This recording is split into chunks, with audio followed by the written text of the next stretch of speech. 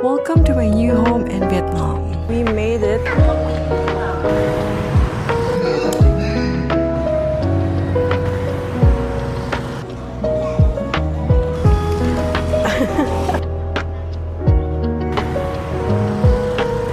Philippines, I have one.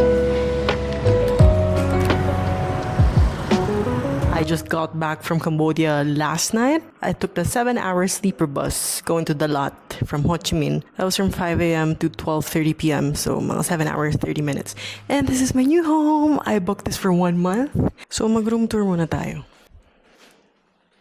Tahimik lang ako guys kasi may ibang mga guests.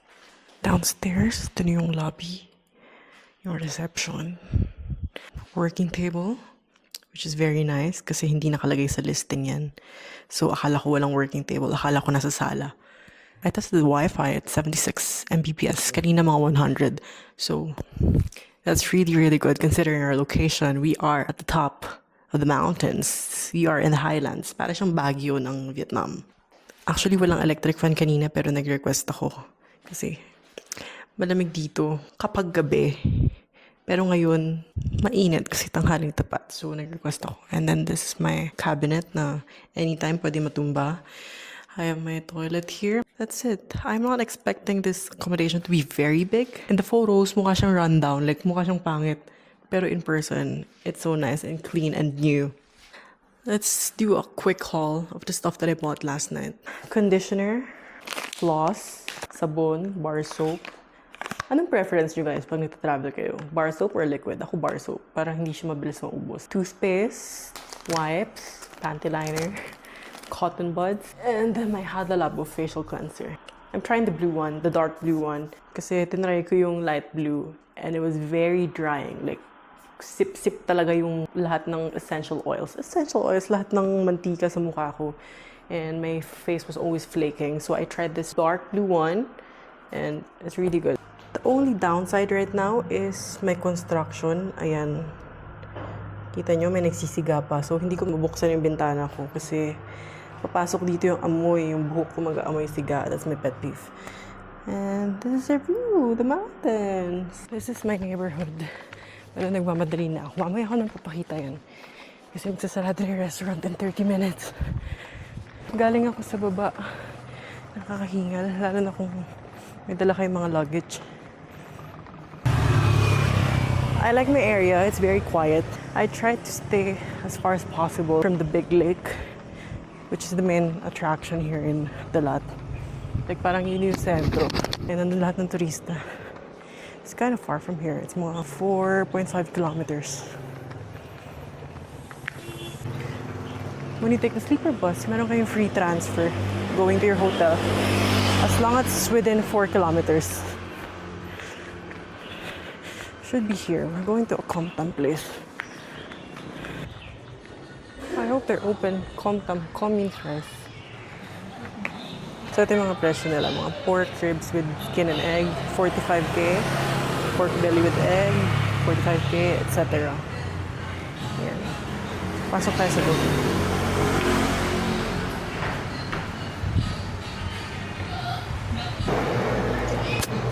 Ni-air fry ni Kuya yung pagkain. So basically kanin na may toppings na madalas baboy or chicken. So may pork belly, may cucumber, fried egg, kalabasa soup, gumawa ko ng sausawan, supa, tsaka sili. And may free pa tayo na iced lemon tea, which maingat na ako. Hindi na ako umiinom na kung ano-ano. Kasi nag-Vietnam belly ako last week, diba? Not last week, 2 weeks ago. So, ayoko na maulit yun. Anyway, kain na ako. Sobrang mura lang ito. It's only 45K. Like, in Ho Chi Minh, wala nang pagkain na 45K or 50K. Lahat dun is mga, 75 pataas, ganun. Which is mga 155 pesos na. Ganun. Pero sa Hanoi, mura pa rin.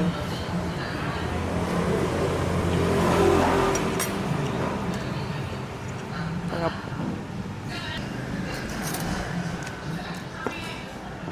Mahilig ba kayo sa maanghang? Okay. Okay, tayo dito. Okay, I'm happy with my first meal. And I'm happy with what I've seen so far. Sa Dalat, sa lake. Ang ganda guys. Kasi hindi ako nag-research. Hindi ako nanood masyado ng mga video para wala akong masyadong expectation. And hindi ako ma-disappoint.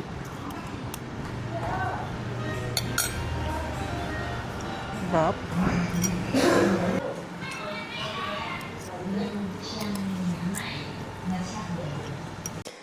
So, my plan is, wala akong plans. Gusto ko lang maglakad all the way to the lake and I check on Google Maps. Mga 20-minute walk. Mga 2 kilometers. And as of now, okay pa yung paglalakad kasi pababa siya. Mamaya mag-take na ako ng motorbike kasi pataas na. Hindi ko nakakayain. Ito, natakot ako sa aso, guys.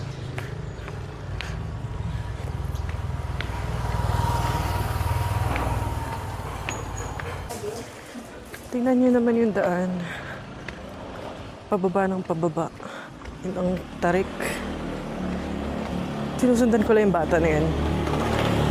Kasi mukhang pababa rin siya. Kaso ang bilis niya. Kanina nasa likod ko pa siya. I'm a super slow walker. So medyo nakakainis ako kasama. Hindi ko naman sinasadya na mabagal ako maglakad. Mabagal lang talaga ako maglakad. Kita nyo yun guys, pag magmumotor kayo, sobrang tarik, nakakatakot. May mga nail salon din naman sila. And meron silang Pilates studio. Yung itsura ng downtown nila, ang tricky part lang is walang lights, like para tumawid, pedestrian crossing. So kailangan malakas loob mo tumawid dito. Kaya ako, hindi ko alam anong gagawin ko kasi hindi malakas yung loob ko. Antay-antay lang tayo na mawala yan. Update ko na lang kayo kung makakatawid ako, guys. Update, nakatawid naman ako. And this is her first landmark. It's a Catholic church. Sanayan lang talaga sa pagtawid dito. Nakaloka. May pedestrian pala dito eh. Pero walang lights talaga.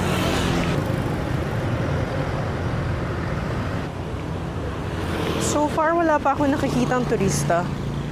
Pero kanina sa sleeper bus, punong-puno ng puti. Tsaka ng mga Malaysian, may iingay.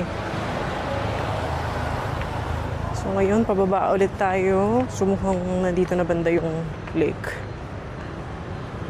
We made it. Konti na lang, akit na lang dito sa bridge. Merong dam dito.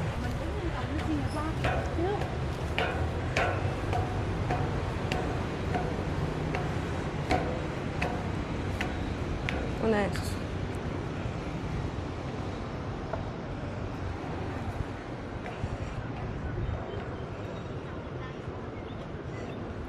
Okay, let's go.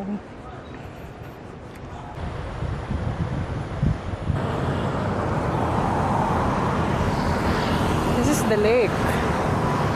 Ang tanong, saan tayo makakatawid dyan? So nice.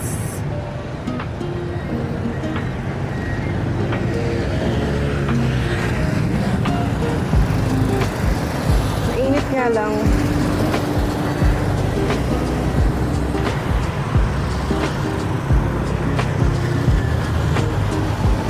Baba tayo dun sa may mga nangingisda. When I was What's up? young, yes, yeah, what's up? Hi. My motherland here. Before many friends school in Dalat, many recommendation. Okay. Yeah, many tourists from Germany, from Recommendations. recommendation. Okay, tourist. from Portugal, many Oh, different nice. country. Yeah. Philippines now? Huh? No Philippines? No. No. I have Philippines. I have. Wait me a moment. I have Philippines. I have one. Many Filipino tourists here? No. Yeah, Philippines. Oh, Philippines. Oh, I have Filipino. Would you like? Ay, ito. Very precious. Yeah. Very precious. Can I see? I Souvenir. think this is Okay. Filipino. It says Huh? Filipino. No, Ah, yeah, Filipino. Oh la la. Yeah. Yeah, so fast, huh? And she said she Yeah. teach so for me some work. So that When? 2002? 22. Nickname. Tintin. You see, nickname. Tintin. But here France language. Yeah. And you speak French? Parlez français aussi. And Hello, because before in the lot many French school. Yeah. I studied one word kid. Okay. I contact you. So may tour guide na lumapit sa akin, madanda. Nagre-recommend siya ng tours niya. Naglalakad lang ako and ang daming pumapara sa akin para makipag-usap. Nangingisda sila dito. Yung isa, nag-offer siya ng tour kasi sabi niya matagal na daw siyang tour guide, 20 years ago na. And he knows how to speak French because Vietnam was colonized before by the French pero nakaalis sila. So now they're independent, an independent communist country. And yeah, yung tour guide, nagpakita siya sa akin ng notebook which was so cute. Tapos nakalagay doon lahat ng recommendations like letters from his guests. And meron siya pinakitang isang Pilipino. Wow, laki! Ang laki! Laki, lapitan natin eh. Wow! Ang laki! Kita niyo ba guys? Ang dami. Binibenta niya yata yan. Like, noong una, hindi pa ako naniniwala. Sabi niya kasi may Pilipino na daw siya na naging tourist. Pero alam ko na hindi sikat masyado yung dalat sa mga Pilipino. Mas more on Sapa tayo. Pag pumunta kayo ng Sapa, 80% of the tourists are Filipino. And here, I don't think so. I haven't even seen any white people yet. So, ayun, nakita ko yung letter. Ang sweet. May mahabang message ng Pinoy doon. And that was 2022, like fresh off the pandemic. So maybe I'm gonna do a tour with him. Kasi yung ibang mga lugar dito, ay, may aso sa likod ko. Yung ibang mga lugar dito, mahirap puntahan ng naka-motorbike or naka-grab ka lang. Kailangan talaga ng private driver kasi malalayo sila.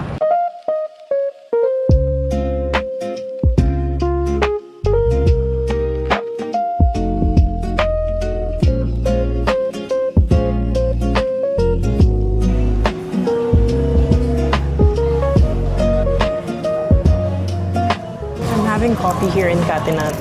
So this is one of my favorite parang bigger chains. Kung nakapunta na kayo ng Vietnam, alam niyo siguro yung Highlands. Sabi nila yun daw yung version nila ng Starbucks dito sa Vietnam. Pero exceptionally cheaper ang Highlands ng Starbucks. Mahal pa rin yung Starbucks dito. Anyway, so this is one of my favorites. Masasarap yung tea nila guys at saka yung kape nila. So try nyo dito.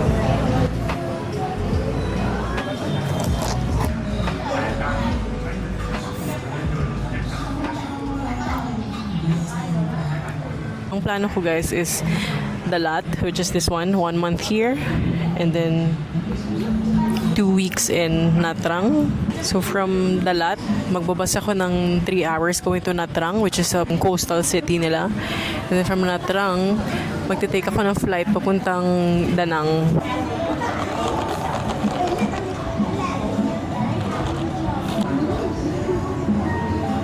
$47 ang kilo ng onion na pula. Guys, tingnan niyo yung red na lettuce. 13K lang. Yung mga 26 pesos lang. Kung isang pirasong carrots, 8 pesos lang. Tapos yung lettuce, this hydroponic lettuce. This is 10K only. So, 20 pesos. Kaloka, sobrang mura. So, I'm doing my groceries kasi nagda-diet na ako. Ang taba ko na yun. And patago lang ako nag-vlog. Hindi ko ba mag-vlog dito. Ito guys, isang piraso ng sibuyas. 8K. So, mga 18 pesos. Isang piraso lang binili ko. No shame, di ba? Tapos, bumili ako ng 2 pirasong kamote. 20K. So, mga 40 pesos. Sobrang mura talaga. Next is itlog naman. Yung kalahating kilo ng chicken breast is 100 pesos lang. Yun. May mga luto na silang ulam dito, like fried chicken or grilled chicken. 60 pesos lang, 4 na piraso. Greek yogurt. Ay, Greek yogurt to. Hindi pala Greek to.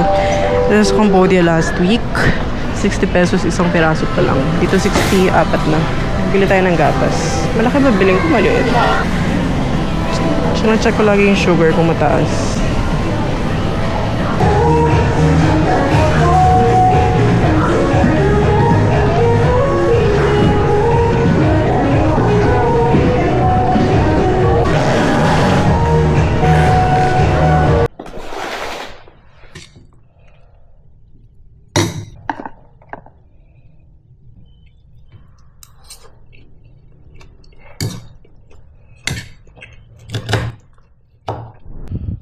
Totoo lang, di talaga ako makain ng salad. Pero ngayon, kailangan kong kumain kasi I'm super constipated.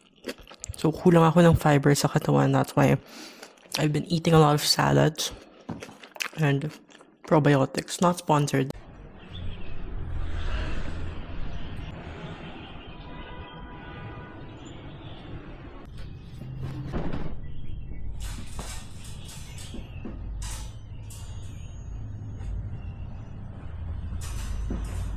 I just want to show kung anong kailangan kong pagdaanan every time I have to go downtown. So, whenever I take a motorbike, which is the cheapest option, obviously, dito siya dumadaan sa napakasikip na alley na parang pa-zigzag. And then this is the biggest obstacle. We're approaching there now. At yung sobrang matarik na kalsada. And ilang beses na kami muntik tumaob dyan every time na paakyat ako kasi yung ibang driver, pinipilit nila na ditong dumaan. Although, shortcut lang naman to. Merong long cut, pero ayaw nila dumaan nun. So, mas gusto nilang ma-aksidente yung mga pasahero nila. Charot. Ayun lang. 5 days later here in Dalat, bumaba ako. Minsan lang ako bumaba, pero pag bumaba ako, that's because sobrang bored na sa taas and nafo-FOMO na ako. Pero kung ngayong nasa baba ako, feeling ko wala namang dapat ika-FOMO. Kasi ang gulo-gulo dito, ang ingay. May pupuntahan dapat ako ng restaurant kaso sarado siya. So, hanap tayo ng iba. Ito, Buncha. This is my favorite. Okay, open.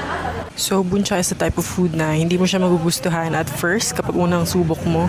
Pero kapag tinry mo na after, magugustuhan mo siya. Like, it will grow on you. And ako ang isang example nun kasi ayoko siya talaga at all before. Thank you. So, this is vermicelli noodles. And may gulay. Lagi may kasamang gulay in every Vietnamese dish. And then this one, feeling ko hindi masyadong masarap to. Halata sa itsura ng mga meat. But this one, the base is fish sauce. Tapos may grilled pork and meatballs. Ma'am? No. No. Spring roll, you know. This one. Okay, I take it. I pay. Okay, thank you.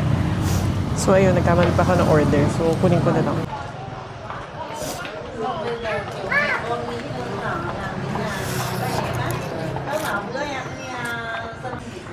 So, kuha ka ng noodles. Sausaw mo ng konting sabaw.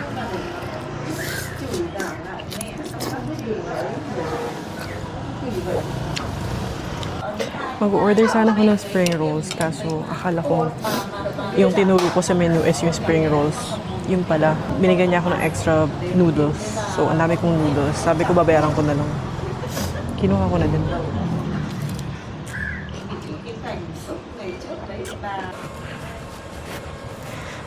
Sobrang nice, no? Ang daming bulaklak dito. Maraming gardens dito na malalaki. Pag hindi masarap yung buncha, merong indicator ng masarap na buncha. Yung parang tostado yung gilid-gilid ng karne. Ng grilled pork. Pero yun, hindi. In color orange siya. So, yeah, it's fine. At least, nakakain ulit ako ng buncha after 2 days. Kasi everyday ko yung kinakain. Flowers. Pumuna tayo dito. Hindi na ako masaya sa kinain ko. Ang dami ko pang kagat ng lamok. I was just sitting there for 10 minutes. Pero nakalimang kagat ako ng lamok sa paa. I don't know why hindi kinakagat yung mga locals. May sinaspray sila, something. My plan now is to just rot at a coffee shop somewhere nearby here. Doon banda yung main road and maraming coffee shops doon. Pero I wanna look for coffee shops here banda. Diyan. Para tahimik. Sa main road kasi ang ingay. Para siyang normal na big city. So, Yeah, I'm waiting for the night market to open. I don't think I'm gonna eat that much. So, wag na kayong wag kayong ma-disappoint agad. Disclaimer ko na agad. Hindi ako mahilig kumain ng mga sa tabi-tabi. Ng mga night market. Kasi mahirap na magkasakit, lalo na mag-isa tayo. Hello! Ang cute. Ang cute ng mga matatanda dito. Paikot-ikot sila walking. Gusto ko nga din sana eh.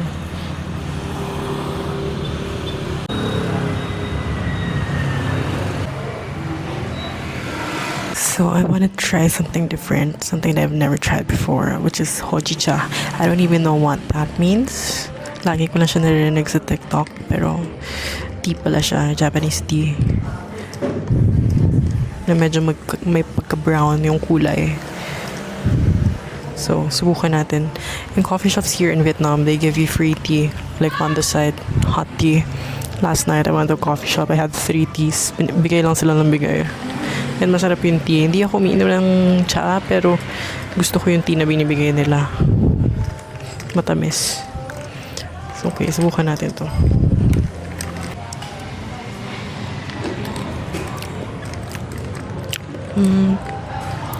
Ako siya ma-explain. Lasa siyang milk tea. Yung milk tea na nabibili sa labas. Pero may distinct flavor na hindi ko alam kung ano.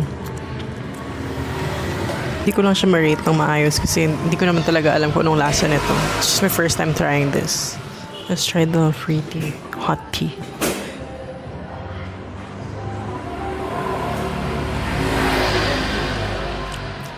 It's good. This coffee shop, you can take books from the shelves and read, and pwede ka mag-aral or tumambay lang and board games, pero ako magpo-phone lang ako. Yeah. Ayoko magpanggap.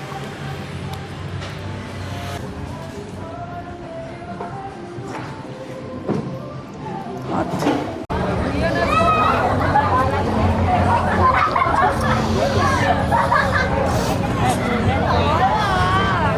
Sa night market na ako, guys. Ang layo na nilakad ko para makarating dito, Kaya nakalatag na yung mga upuan nila, mga stool. Parang kakabukas pa lang nila kasi ngayon pa lang sila naglalabas ng mga upuan. I didn't know na ito yung pinaka-sentro ng Dalat. Like, you know how it's always the public market? Yun yung pinaka-center ng isang town or isang city. And nandito lang ako ng isang araw. Nakaupo ako sa coffee shop na sa taas. Hindi ko alam na ito pala yung rotonda na yun. Yung malaking rotonda. Lagi ko pa nakikita yung Vietnamese pancake. Pero hindi ako masyado fond. Gusto ko lang talaga siya makita kasi grabe talaga yung pinagdaanan ko nung nagka-Vietnam belly ako last week. Para akong mamamatay. So, yun, cautious lang. Hindi ako sigurado kung ito na ba yung buong street na yan. Paikot sa mga gilid-gilid. Kasi masyado siyang organized. The way I imagine it to be is sobrang crowded, sobrang kalat-kalat. Like, walang designated area yung mga vendors. Pero, so far, lahat organized. So, check ko yung Google Maps. Mukhang ito na nga siya. Masyado siyang malawak na kailangan mo talagang lakarin dulo to dulo. Mostly na mga nakikita ko is mga damit. Konti lang yung pagkain, pero may area dito na parang food court yan. Ayan yung parang Tokyo Tower nila.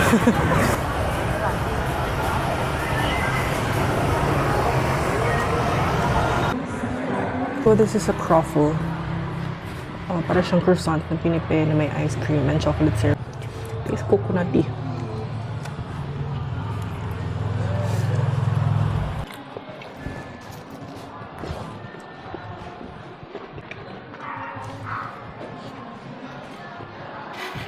So last stop natin before I go home is bakery.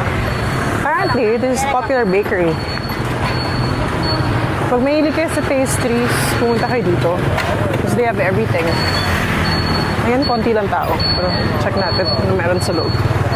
This is called Lian Hoa. Ayan.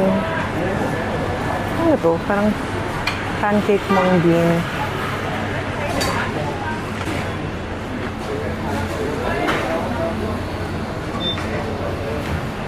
Getting this one, special banana cake, 20k. Yung mga presyo nila is mga 15k, 20k. Everything that I paid for was only 35k. Dalawang piraso, banana cake and salted egg kineme.